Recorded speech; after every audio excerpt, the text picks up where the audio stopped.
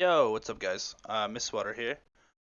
Someone asked me to make a video about how I made the Vuhdo thing where it shows the color and how I got my weak auras to work, right? And so obviously, I don't know if you couldn't tell, but my weak auras are all custom made. Same with the Vuhdo. I'm a big fan of using as little from other people or more importantly like websites because I don't know. I feel like if you make it yourself, you sort of have more understanding of the things. So I'm gonna log in here and I'll show you guys kind of what I did. Um, each one kind of took me a long time, but in the process, I learned a lot more about weak auras and Vuhdo. Um, the difficult thing with Vuhdo was trying to get the bar to change colors properly. And the main thing that really helped me was I realized that you can make anything seem like a debuff, and the second I was able to make it seem like a debuff, I could add a custom change for that debuff. So that's pretty much the short of it. I had to do some weird shit with when I first created the Glimmer build on Paladin to get the banquets set up properly so it would detect Glimmer. But this one was a lot easier because um, the spell was from the base kit. So I'll show you guys here.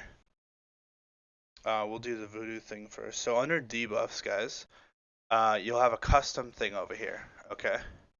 And so as you see, I have Renewing Mist, and then all of these settings here will show you how you can have it. So just make sure you type in the spell, capital R, capital M, space between.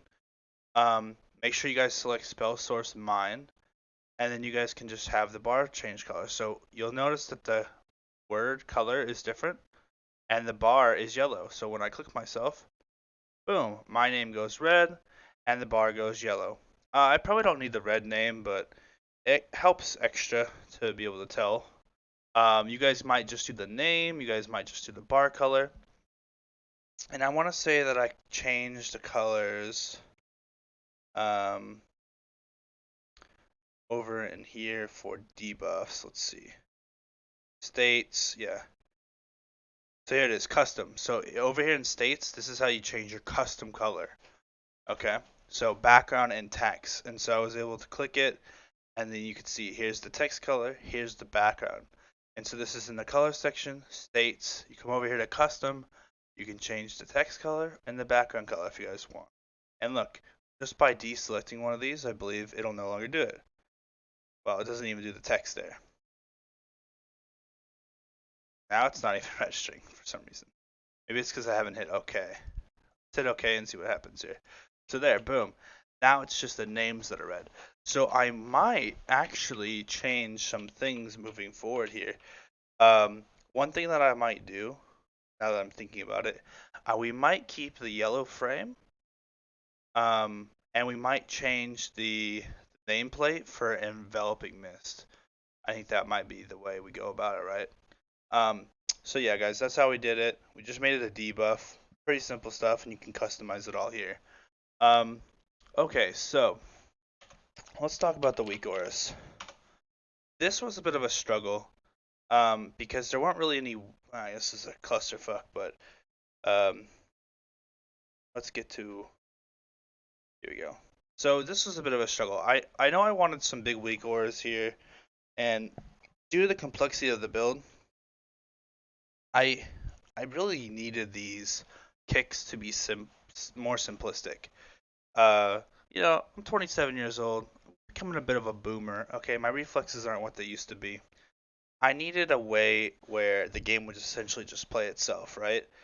I know the build. I know what the build needs. The build needs to reset Rising Sun Kick as much as possible, and after it resets it, its next priority is Blackout Kick, right? So I knew what I needed to going into this. So I set a lot of triggers and rules on all three of these abilities, and then I made sure to make two versions of each one, right? So here's Blackout Kick, and then here's Blackout Kick coming soon. Tiger Palm soon. Rising Sun Kick soon, right? And so on a lot of these, under the triggers, many of them will have, so here's soon. So this is the text Rising Sun Kick's cooldown when it's less than basically a second. Here's Rising Sun Kick as one trigger, right? when it's not on cooldown. These are like these are the easy ones to do. Okay, but it was these four that were more difficult. So here's Tiger Palm soon. So there's two triggers, right? One's based off Tiger Palm, which makes the show always, but it has to meet both the criteria, right? And then here, the second trigger is based on Blackout Kick. When Blackout Kick's remaining time is greater than or equal to half a second, right? When it's a cooldown. So why is this important? Because the cooldown has to be more or equal to half a second. If the cooldown is less than half a second, it's more efficient to literally just wait for it to come off cooldown again, right? And then that's for Tiger Palm soon. For Tiger Palming, we have three triggers. Okay, so one to just show the spell, two based off Rising Sun Kick. So when Rising Sun Kick is less than or equal to 2 seconds and 2.25, it'll show. So what this means is that Tiger Palm will only show under this condition, right? And then the trigger three, remaining time of Tiger Palm, of Rising Sun Kick has to be greater than or equal to 0.95. It's kind of difficult because I'm just shouting a lot of numbers, but essentially there's a lot of triggers and conditions, and I spent a lot of time attacking the dummies. And so I wanted a lot of if ands, like I only want, like essentially I want to Rising Sun Kick into a Blackout Kick into a Tiger Palm into a Blackout Kick, and then I want the weak ores to assess the situation from that point on. How much time is left to Rising Sun Kick? Did I get a lot of haste procs all of a sudden? Maybe if I got a lot of haste procs all of a sudden, and Rising Sun Kick only has a few more seconds, then I don't want to be Blackout Kicking, right? And so that's what a lot of this information was here to show and do. Because what we don't want is we don't want Blackout Kicking showing. Maybe on one of these triggers we can see. Here we go. So Blackout Kick will only show if there's 2.25 seconds or more left on Rising Sun Kick's cooldown. Because if there's not that much time left on its cooldown, we don't want to see Blackout Kick, we want to see Tiger Palm. Because we want to build a Tiger Palm monastery stacks for when Rising Sun Kick goes off. It sounds very complicated, and it took me about an hour to make. But at the end of the day, I just clicked the button that shows up on the screen now. And it's always right. Like, that's the best part. And I'm never getting to 3 stacks of monastery typically, because that's wrong. You never want to get to 3 stacks. Maybe 2. If you have really low haste, maybe 3. But what you never want to do is Tiger Palm more than 3 times in a row, because that's a wasted chance, right? Each time you hit Blackout Kick, it's a 15% chance added, right? So 15% chance to reset Rising Sun Kick per stack, plus the initial cast, right? So that's 15 with 0 stacks, 30 with 1 stack, 45 with 2 stacks, and 60 with 3. And I never use 3.